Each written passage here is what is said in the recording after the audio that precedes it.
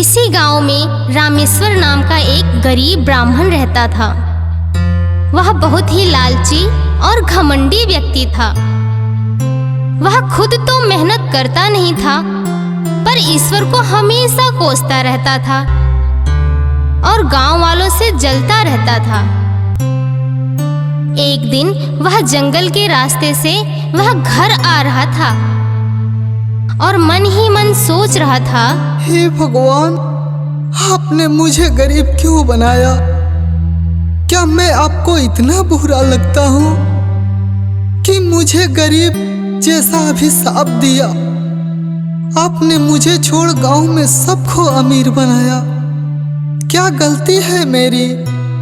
तभी ईश्वर प्रकट होते हैं और वे सोचते हैं कि इस दुष्ट के हाथों गांव वालों का कुछ भला कराकर इसे थोड़ा सा पुण्य के भागी बना देते हैं। देखो रामेश्वर, मैंने किसी को अमीर या गरीब नहीं बनाया, मैंने सबको एक समान बनाया। पर जो मानव परिश्रम करता है वह अमीर, और जो आलस करता है वह खुद गरीब बन जाता है। पर फिर भी मैं तुम्हें 3 वरदान दूंगा। तुम जो मांगना चाहते हो मांग सकते हो, लेकिन तुम जो भी मांगोगे उससे 2 गुना फल तुम्हारे पड़ोसियों को मिलेगा। ठीक है भगवान, मैं घर जाकर सोच समझकर ही अपना वरदान मांगूंगा। जैसी तुम्हारी इच्छा। ये बोल ईश्वर वहां से गायब हो जाते हैं।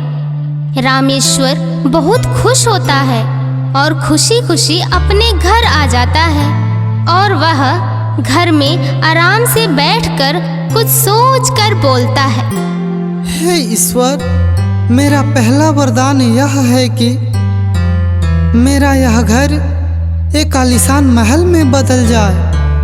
और देखते ही देखते उसकी पुरानी झोपड़ी एक आलीशान महल में बदल जाता है और वह घर से बाहर निकलकर देखता है, पर उसे बहुत गुस्सा आता है क्योंकि उसके महल के जैसा महल पड़ोसियों के पास 2-2 बने हुए हैं। फिर वह गुस्से में घर के अंदर जाता है और अपना दूसरा वरदान मांगता है।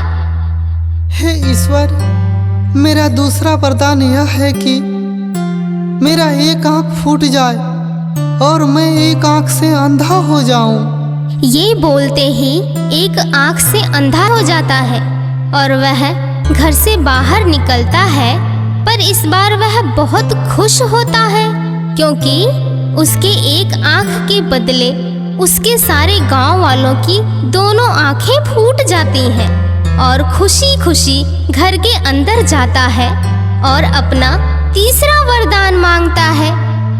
हे ईश्वर, मेरा तीसरा वरदान यह है कि मेरे घर के द्वार के ठीक बीचों बीच एक कुआं बन जाए। ये बोलते ही उसके घर के सामने एक कुआं बन जाता है और गांव वालों के घर के सामने 2-2 कुएं बन जाते हैं। फिर वह कुएं के किनारे से घर के बाहर निकल जाता है और बेचारे गांव वाले पूरी तरह से अंधे होने के कारण वे सब कुएं में गिरकर मर जाते हैं। यह देख वह बहुत खुश होता है क्योंकि पूरा गांव अब उसका था और वे अकेले ही मालिक था। इस कहानी से हमें 2 सीख मिलते हैं। पहली, बुरे लोगों के साथ रहने से हमेशा बुरा होता है, चाहे आप में गलती हो या ना हो। और दूसरी, इंसान चाहे तो अपने परिश्रम और बुद्धि से ईश्वर को भी हरा सकता है।